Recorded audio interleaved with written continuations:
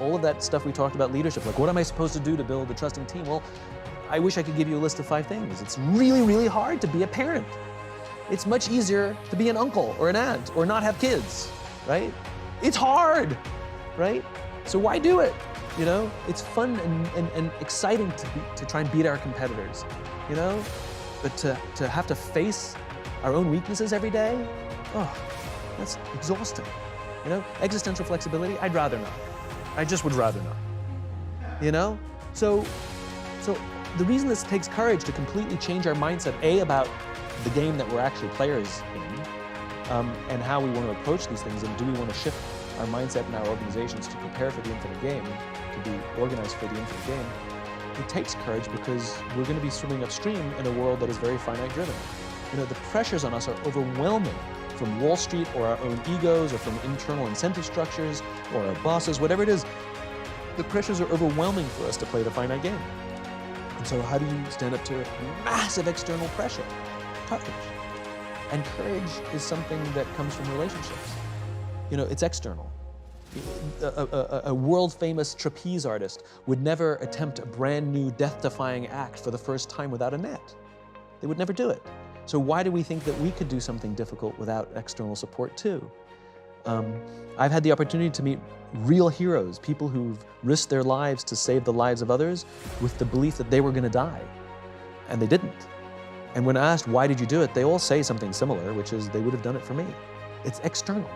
And so we have to take the time to foster and take care of people around us, to nurture our relationships, because when we're going to be doing something difficult, when we're going to be swimming upstream, when we're going to be innovating and doing something different, there are days we're going to doubt ourselves, there are days we're going to get knocked in our ass, there are days that storms are going to rise, and we have to have people who say, I got your back. We need you. The world needs this. Keep going. I believe in you know? And so courage comes from not only our willingness to do that for others, but then their willingness to do it for us. And if we commit ourselves to a just cause and we're willing to do those things, then, you know, the great thing is we take a lot of people with us and change the world for the better. And isn't that sort of the point of an infinite life? To leave this world in better shape than we found it, to leave the companies that we work for in better shape than when we started, to leave our families stronger and better capable than they can do without us. You know, isn't that what it means to live an infinite life? That we can literally live on beyond our own lives. So now, when people have that and they take that mantle on and they have the ecosystem around them that gives them that powerful support that they need to really be courageous, and I'll assume for a second that the people watching this, they have that. One thing that I imagine a lot of people feel helpless to do is influence the culture of the company that they're already in.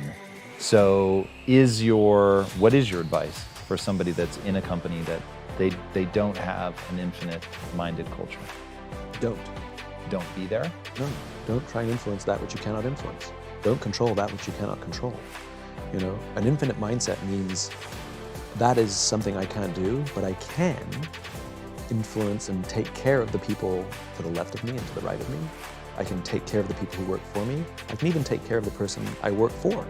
Sometimes we have a toxic boss, not because they're bad, but because we don't understand the pressure they're under. Sometimes to simply exhibit empathy to our boss. You know, hey boss, you were really harsh on us today. Everything all right? What's going on? I'm worried about you. You know, I'm here. Like we can succeed together. We're here to help you. You know, no matter where we are inside an organization, leadership is not about rank or authority. Leadership is taking responsibility for the people around us. And so anybody on any team at any rank at any level can be a leader. The first choice is that we have to want to be. A dear friend of mine, Lieutenant General George Flynn from the Marine Corps, said that the first criterion to being a leader is you have to want to be one. So any of us can volunteer to be a leader. And that's what you do. You commit yourself to seeing that the people with whom we work on a daily basis love coming to work. They feel that someone's got their back. They feel supported. They feel that they have top cover. They feel someone cares about them as a human being, listens to them, knows their story, allows them to be themselves. We can be that leader. And what you start to see is those teams becomes really high performing. Those teams become super tight. And you start to hear rumors across the company because everybody wants into that team because apparently it's a great team to work with, to work on. And before you know it, one of those people goes and moves to another team and they take everything that they learn, as leadership is learned, and they do it for another team. And if we take that infinite mindset, then eventually the tail will wag the dog. And it doesn't matter if it's this CEO or another CEO, because we will outlast whoever's in charge right now, and that's the goal. We're doing this for the good of the organization, we're doing this for the good of the cause, right?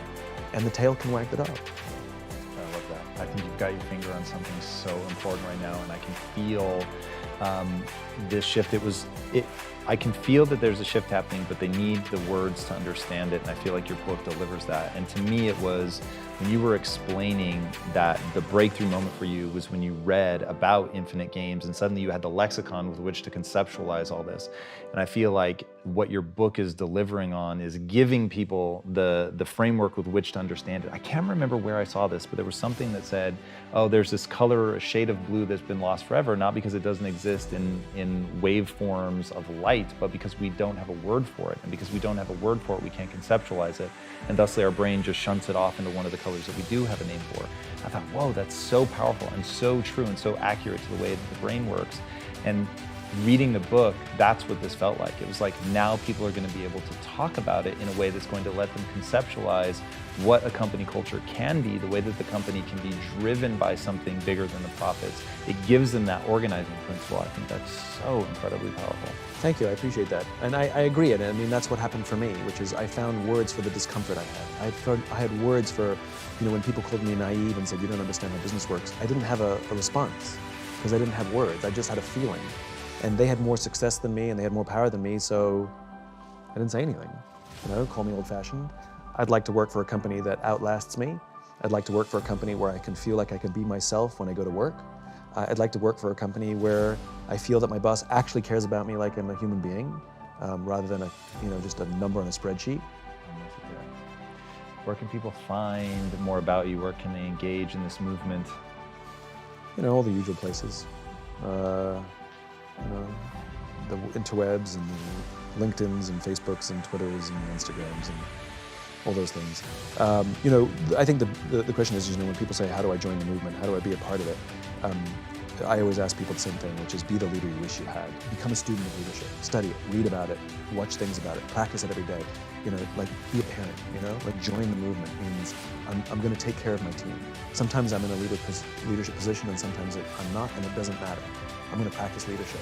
If I'm a salesperson, if I work at the check-in counter of an airline, I'm going to take care of the people I work with. I'm going to take care of the customers as if they're my family.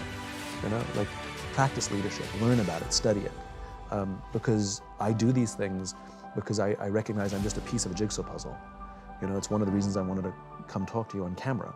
It's because when we do a jigsaw puzzle, the first thing you do is lean the picture, the box against the wall, and then you start putting the pieces together to build that picture. My job in this movement, I'm the guy who points at the box.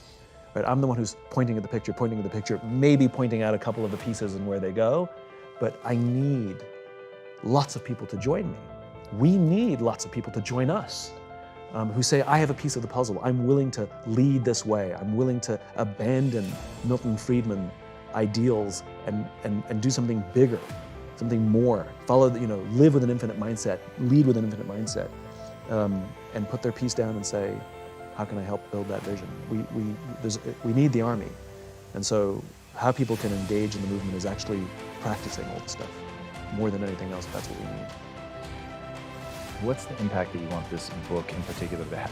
I know your life mission, you've articulated that well, but what do you hope is the impact of this book? The book is written for two reasons. One, it's to rally those who know that we have to do things differently and give them the words and some of the guidance on how to do things differently, how to play with an infinite mindset in the infinite game. And the other reason is to help us recognize those finite players, because we're going to have to work for them, buy from them, and invest in them.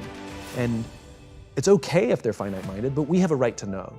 So when companies say we're purpose-driven, but they don't actually make decisions to advance their purpose, we have the right to be able to try and figure out, are they lying to us or not? Because we have to work for them, buy from them, and invest in them. And so it's to help us not only do it ourselves, but recognize when others are doing it or not.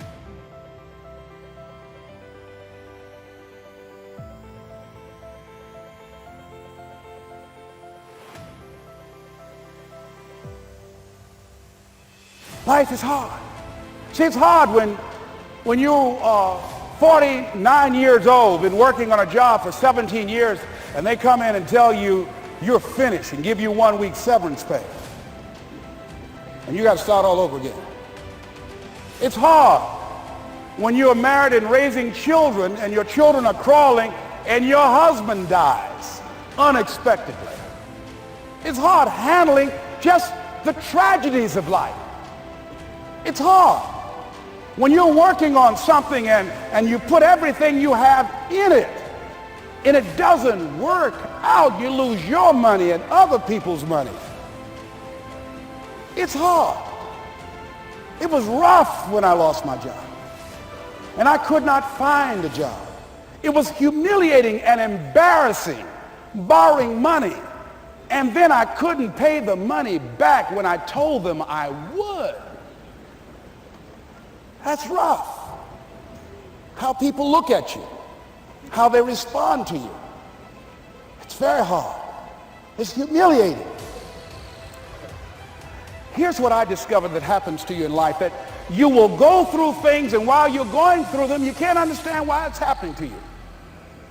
But after you go through it, you get back and you look at it and you say, oh, now I understand why I needed that lesson. Have you ever happened to you? Raise your hand. Has it ever happened to you that I couldn't understand it then, but after I got through it, then I saw that that was preparing me for bigger and better things.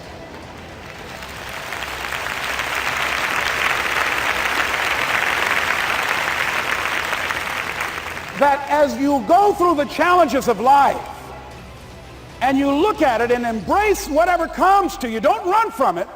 Step toward it. Don't try and duck it like most people do. See, most people want it easy. See, easy come, easy what? Easy go. See, but when you go at what you're going to deal with and you deal with the difficulties of it, when you handle those hard things close at hand, making those hard decisions right now that you don't want to make, learning those things that you don't like to do, but you know that in order for you to get where you want to go, this is one of the hoops that you have to flip through. And I'm saying to you, whatever you got to do it, because if you don't, life is going to whoop you until you surrender and say, okay, all right, I cooperate, okay, I learned, okay. They had to wear me out a long time. So if it's hard, then do it hard. Now, how do you hang in there during the hard, difficult times? Les, you must have faith. You've got to believe in yourself. You've got to believe in your abilities. You've got to believe in your service, your company, your ideas, unquestionably. You've got to have faith, and that faith gives you patience. That it's not going to happen as quickly as you want it to happen. A lot of things are going to happen that will catch you off guard. And so therefore you've got to deal with and handle it as it comes. And not only that, but that faith and patience drives you into action. You've got to keep moving and keep plugging away.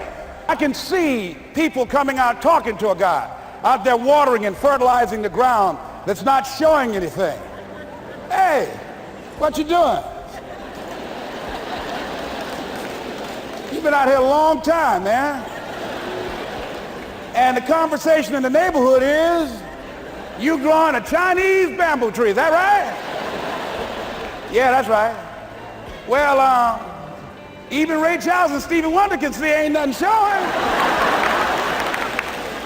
You know that's how people are going to do you? So how long you been working on this? How long have you been working on your dreams? And you have nothing to show. This is all you got to show. People are going to do that to you. And some people, ladies and gentlemen, they stop. Because they don't see instant results. It doesn't happen quickly. They stop. Oh, no. You got to keep on watering your dream. And when it began to happen, they stopped laughing. They said, look. Whoa, look here. Look how, hey, man, you know, I know you can do it. Look here, you got a job here?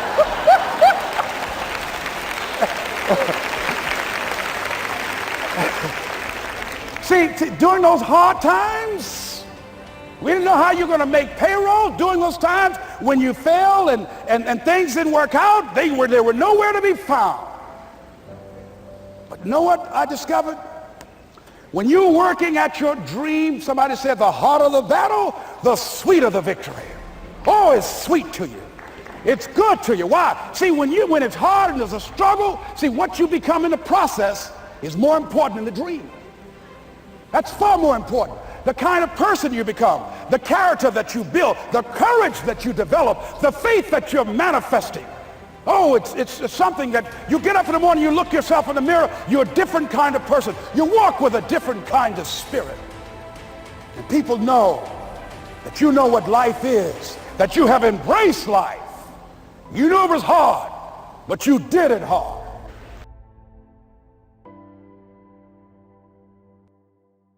There's only maybe half dozen, 7, 8 categories that really matter. Most people, they major in minor things. They focus on stuff that doesn't matter. They know more about this celebrity going in and out of rehab than they do about their own personal development.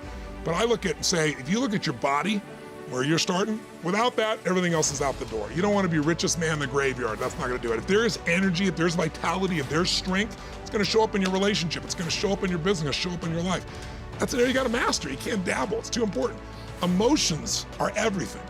I mean, you got a ton of money, you got everybody loves you, and your primary emotions are pissed off and frustrated, then your life's pissed off and frustrated. It doesn't matter if you got $1 billion or 1 million people loving you, your life is not great. Relationships, intimate relationships especially. It's where the most juice in life comes from. It's where the most pain comes from most people. It's worth mastering instead of dabbling. Really looking at what are you going to do with your time and mastering your time. Instead of having a checklist, you cross it all off, you can mistake movement for achievement. I want to squeeze out of that time what matters, that creates value for me and for everyone I care about and love. What about your career or your business and the mastery of that instead of dabbling? Most businesses are dabblers. That's why they don't make it. 96%, any 10-year period of time, 4% make it. That doesn't even mean they're profitable. And it does not mean they're enjoying themselves, all right? Or they're getting anybody else to feel good. Really mastering money so that it's not a question in your life. You can do and be and give and share as much as you want. You're not stressed about it. You live in a place of abundance. And then spiritually, really, I think, I don't tell people what to believe spiritually, but I believe that ultimately, whatever you believe, you got to live it. And it should lead to growing and giving. If you're growing, you feel alive. If you're giving, you feel 10 times more alive. And I think if someone can celebrate and give, then that's spiritual state. So to me, those are the areas I look at mastering. Business for sure, but it's the areas of life that matter most. And most of where we spend our time doesn't make people feel fulfilled. That's why the average person is not fit and healthy. The average person is not in a relationship where they have tremendous passion. I'm not a dummy. I'm not a positive thinker. I know the truth. The average person is not successful in business. The average person is not earning what they want to earn. But you know what? Very few people have those things, but a few do. A few are happy, fulfilled, spiritually alive, financially strong, their business is growing, they have passionate love affairs, and I'm obsessed with finding the few who do and find out what they do different and teaching to everybody. Learning it for myself and teaching everybody else. All right, so you've told people then what they need to do, roughly how, a little bit of chocolate, a little bit of sugar. Now, let's talk metrics. It's another thing that people don't push you on, but I know you do this in your seminars, certainly in the one-on-ones, is you give people metrics by which to steer. The final thing that, not now, but in a minute, we will get to the thing I really want to ask you. Okay. But to do that, it's going to be metrics driven. So what are, and let's make it hard. In the psychological, emotional category, what are the 3 most important metrics people need to judge their progress by?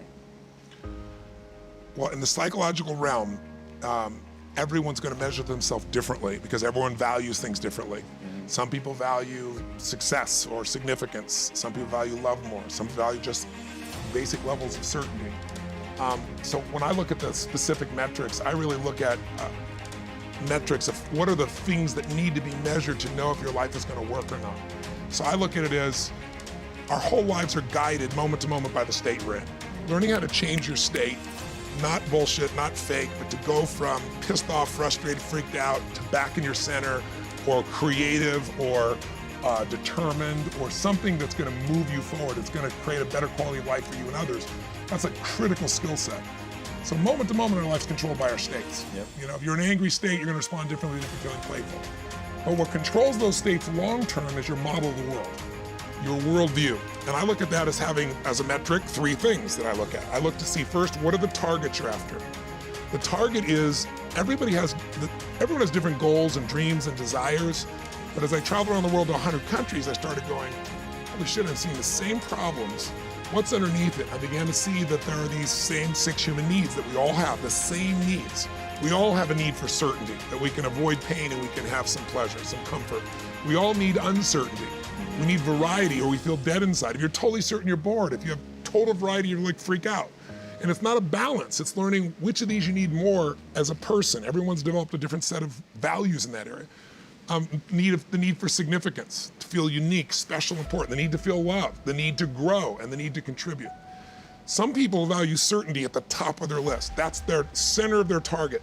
I don't want to do anything unless I know it's going to work. I don't want to do anything unless it's the same. If you change anything, they freak out. If certainty is the #1 thing on your list, everyone has the same needs, but if it's #1, I know how your life's going to be. I can predict the direction of your life and therefore the destination to some extent. If you're driven by love first, you want certainty too, but love is higher, you're going to behave very differently than if you're driven by significance. I have to be the one.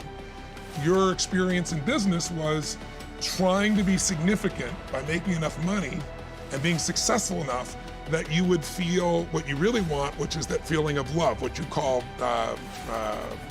what would you call it? Camaraderie, thank you, camaraderie. So that feeling of, it's really love, it's the friendship, it's the camaraderie, it's that component, that's what really drives you. And so you figure out how to organize your life where that's the driving force, and now look what you've done. You've flourished and everyone around you is flourishing. So I look to see which of those needs are the top 2 on your list because they control your life. Yep. The 2 that most people have, 90% of the planet, if you said, of all these needs, which one do you really focus on most day to day? Everybody wants love, but what do you focus on? Most people focus on being significant. We live in a Facebook world where people fake their life, put new filters, make it look different than it really is, tell stories that, are totally full of it to make themselves look good. Because we live in this kind of false world where significance is more important than love. Right. And it separates us. And the other one that we see most often is certainty. People want to be certain before they can do something. You couldn't have started a business like you had if you were absolutely certain before you started. You can never build a business with that. You can never build a great relationship because if it's based on certainty, then everybody's got to stay the same and never change, which means you're never going to grow, which means you're going to be miserable. Right. So my metrics are, I want to find out what's driving you. And I want to see, is it healthy or unhealthy? You can have 2 people be driven by significance though, and do it with a different set of rules. That's the second piece I measure. The beliefs or rules of how to fulfill that target. So Osama bin Laden, certainty driven, love driven, contribution driven, significance driven, not hard to figure out. On a 0 to 10, he was a 10 for significance. He was the, whatever, I'm making the number up, I think he was like the 27th child of his father, 22nd child. Most people don't know that. Totally insignificant, not skilled, took his dad's money, went over to Afghanistan, and suddenly, because he had money, he became significant. And he wasn't even part of that movement at that stage. It shaped him. So what does he do? He's gonna figure out, his model of the world is, I'm significant if I destroy you, right? On that same day of 9/11, there were men and women in the fire department, police department, that were also driven by significance and contribution. And they went into that building knowing they're likely gonna die to save a stranger. Both people driven to have a significant life. One is by taking life, one is by giving their own life. So once you understand the metrics, using your language, of what's driving you, and then the rules or beliefs of what does it take for you to feel loved, it's different for everybody. What does it take for you to feel certain? Some people need $1 billion, some people just need to trust God. But if your goal is, let's say they come to you and they say, maybe my primary driver wasn't growth before, but now I know it's not. That's a more important need to focus on. It's a need of the spirit. What metric would you tell them to look at? Like, how do they know? Am I growing? Am I making progress? What do they use as a check and balance? You have 2 different pieces. Maybe I should chunk up to 30,000 feet. Here's my mission. Help people have an extraordinary, magnificent life. Yeah. Now, what does that look like? Life on their terms. So your terms are completely different. So your metrics might be, I want to do this in my business, I want to do this in my body, you be that way. Somebody else might be, I want to be happy no matter what happens. That's my metric.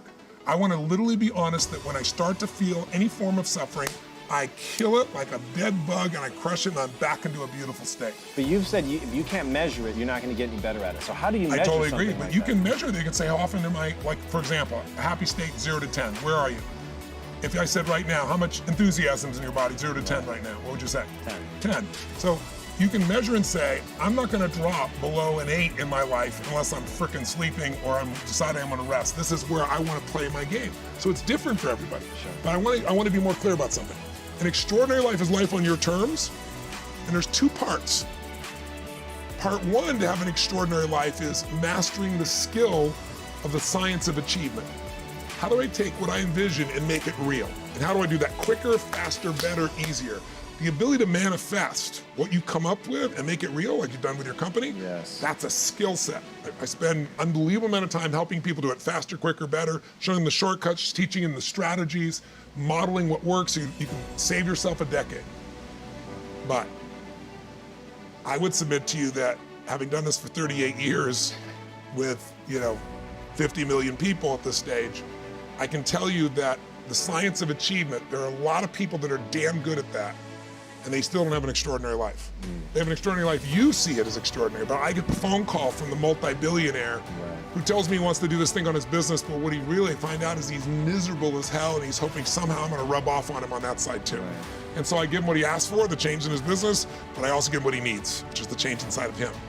So the second skill is the art of fulfillment. If you want an extraordinary life, you can't just achieve, you gotta be fulfilled. As simplistic as that sounds, but it's an art. It's not a science. Sure. It's a science to making money, come on. Any age, any color, any background, any gender, if you do these things, you'll have an abundance of money. You do these things, you're gonna have too much month at the end of the money. You're gonna have financial stress, right? Body. Everyone's biochemically different, but you and I both know there's fundamental rules, laws. There's a science to the body. You violate that science, you're gonna have disease, you're gonna have low energy. You align with that, you're gonna have an abundance of energy. It's gonna affect everything in your life. It's a science.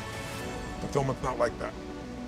Fulfillment is as different as our human beings. You wanna know what God or the universe likes? Look at the jungle, look at the forest. Right. It's diverse, right?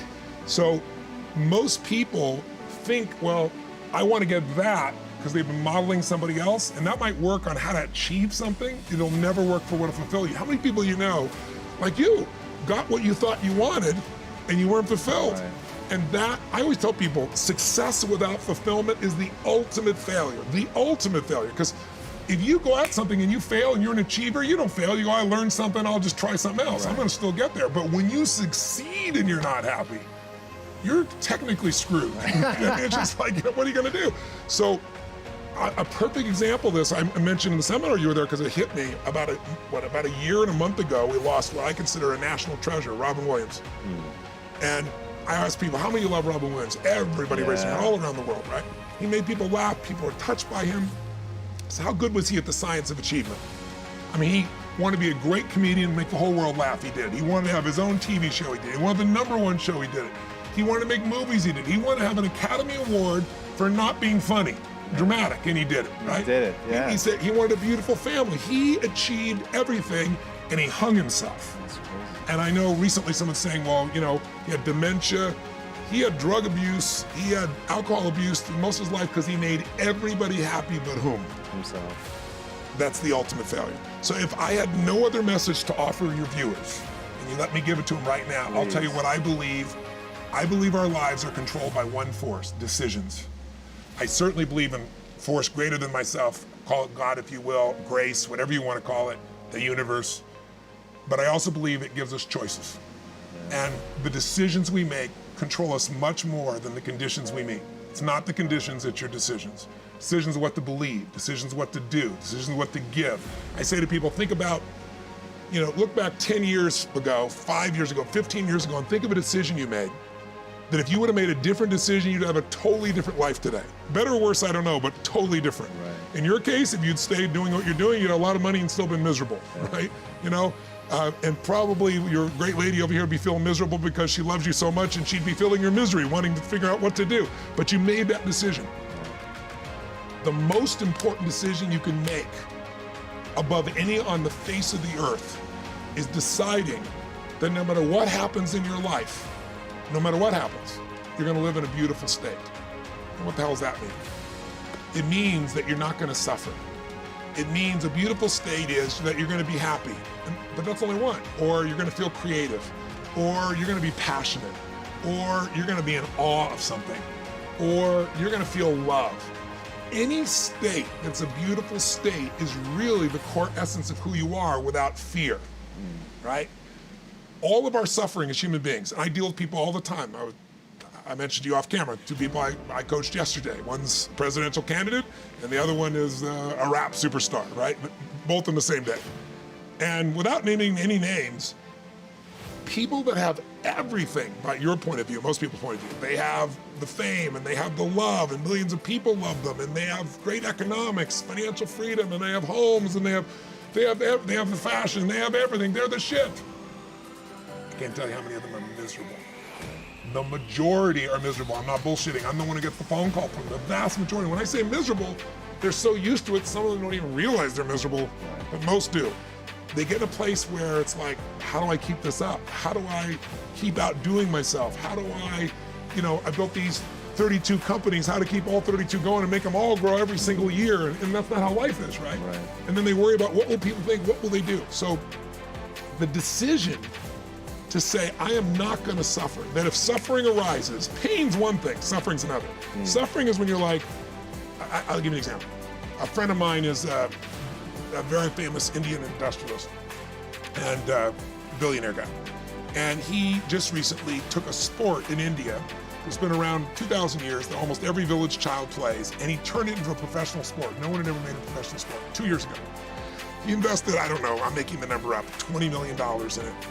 In 2 years, the sport is so successful in India that 500 million people watched the finals. That's amazing. 2 months ago. 500 million people, right? So 500 million, that's how it is in India. And people are saying this is gonna be as big as, for them cricket is the ultimate thing, right? It's like big as cricket. So his team valuation, I'm making the number up, I think it's gone to like $500 million in 2 years from, $25 million. And his team is number 2 in the whole world, right? Wow. He's got these great players. So I'm with him, and he gets a phone call. And he's just got done telling me about this great success and where it is and how proud he is and how everyone goes to the games and people are so thrilled and it's just become this movement in India and he created, he's so proud of it. And he gets this phone call, and the phone call is from his management team telling him that one of his competitors has just offered 4 times as much money as he was offering to his top 3 athletes who are the core of his whole team. And of course they all took them, right? And he was so angry. He was like, I can't even believe this. These guys were working in shops and I brought them here and I made them a star on national television and they have no loyalty to me. And he's suffering. And the way you suffer is you focus on yourself. Suffering comes when we obsess about ourselves, what we're getting or not getting, what we should have done, what others should have done for us. It's the me game. You, my dear friend, and I say this with no blowing smoke, your primary core is a giver, which is why you're prospering. You're not the me. You're like, how do I give more, do more, share more, create more? How do we do a better job for our clients? How do we do a better job for our internal customers who work with us, our partners? Your entire life is that. That's why you're prospering. And you're not feeling suffering. But when you do suffer, and I promise you do, you correct me if I'm wrong, it'll because you're worrying about something in the future. How's this gonna happen? Will this come together? Suffering can be worry, it can be anger, it can be frustration. It's anything that takes you out of a beautiful state. And here's what people don't get. You can end suffering by stop focusing on yourself and focus on something you want to serve greater than yourself. Your children, your wife, your mission, your life. You can get out of it in an instant because the nature of the human mind is to constantly compare things. Your mind, your brain is a 2 million year old device, and it is not designed to make you happy. It's designed to make you survive. Right. And that's why it's always looking for what's wrong. But it used to be what's wrong a saber-toothed tiger so I can protect myself. Now people are worried about what people think about them, or do they have enough money when 2/3 of the planet lives on $2 a day. And you're making $38,000, you're rich. The poorest of the poor in our country are considered rich. I'm not saying they should stay that way. But you can only build on success. And so my view is, if you're watching, if you're listening to this, my goal would have you consider something. Life is short. We don't know how short it's gonna be. But if you only had a week to live, I bet you wouldn't allow yourself to suffer over little crap that makes you crazy normally. I think you would probably spend time with those you love. You would do what you love. You'd take awe in a sunset. You'd smell the air. You would take in everything in those final moments that you possibly do. So my thing is, why wait? Right. Why wait? Why not just decide that if I start to suffer, I know the solution, because suffering is me obsessing about me. You might say, it's not me, I'm worried about my kids because they're not doing well. No, you're worried that you haven't done enough for your kids. It's about you still, right? Yes. You know, you're worried about what was done or what you should have done or what shouldn't have done. And you can end that in an instant by becoming aware of it and saying, I have made the most important decision of all. Right. I'm gonna live in a beautiful state. Because here's what's gonna happen. Anybody watching, you may lose a family member, you probably will. Somebody may get cancer. Your business the government might change the rules. They might change things radically that you can't even do anything about it. You might go bankrupt. You might get divorced. I'm not saying anybody will, but no one knows what's gonna really happen in your life. Life's full of uncertainty, but here's what you can know. You can decide that no matter what happens, you can have a great time. If somebody like Viktor Frankl can be locked up in Auschwitz and come out of that and experience finding joy in the middle of Auschwitz, then human beings have a capacity they've undersold themselves on. We think that the outside world determines how we feel.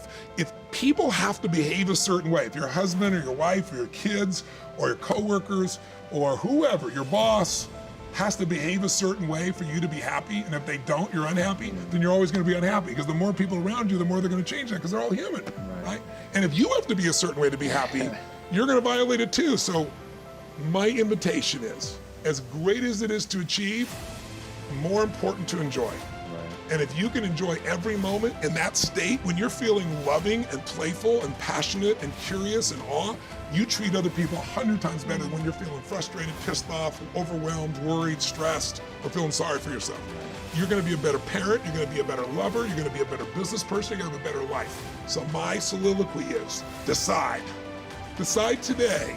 And actually say, what if I cut it off? What if I said, I'm not willing to settle and I'm just gonna live in a beautiful state? Doesn't mean you won't feel bad, it doesn't mean you won't stay there. You instantly change. That's doable. I'm on a mission to help people end suffering. Yeah, it's an amazing mission, and I love one of the things that you've said about that, which is most people have a dirt road to happiness and a highway to anxiety or fear, and you've switched it, and you've got the highway. By wiring myself. By practicing, and I mean, this goes back to your studying of neurology. There's like a real tangible usefulness to the things that you research, to the things that you do, to the way that you live. And it really pisses me off that people stop at the motivation. And the thing is, you are motivating, dude, but I get how people use that to turn you off. That's not what everything I've done. I believe in energy, I believe in inspiration, because inspired, in spirit, the opposite of that is kind of dead, right? So I believe in being inspired. But I'm a strategist at my core. And, you know, if you're inspired and you run east looking for a sunset, I don't give a damn how enthusiastic you are, how positive you are. It's not gonna happen. So I'm a strategist first, but I really do believe that people have got to look at their life and say, as much as I want great strategy, I need a great philosophy of my life that's gonna make me fulfilled. If you're fulfilled, like you said, you mentioned earlier, if you were with your friends and you guys weren't succeeding, but you're having a damn good time with this camaraderie, it's still worthwhile. And you can find a way to succeed eventually. But what the hell is success? It's hitting an expectation. And I always tell people, man, trade your expectations for appreciation, and it's a whole new world instantly. If you can appreciate this moment, if you can't find ecstasy in this moment, in a conversation with a friend, and looking in your wife's eyes, being with your children, going on a run, if you can't find ecstasy now, I'm here to tell you, more money, more people, more love, more business, more anything is not gonna give you more ecstasy. If you can't do it here now, you're not gonna do it there when you got more. So why not do it now and have a rich life right now? I tell people, money, that's one thing. Like having financial abundance, there's skills, that's a science. But wealth, it's a decision. It's like you can be wealthy right now. I live in Fiji a good portion of the time. There are these villagers there. They're the richest people I know. They're happy, they laugh, they love, they don't give a damn about the economics. Other people say they're poor. When I first went there, I was trying to do things for them. I'm like, what are you talking about? I'm so happy. Wealthy people come over from the United States and they go travel around and try to figure out what to do, and they're gonna spend 9 years to do this and this and this so they can finally sit down and be happy. And the Fijian guy goes, why don't you sit on the beach right now, dude, and experience it? Why spend the 9 years? Why not have it now? That's my invitation.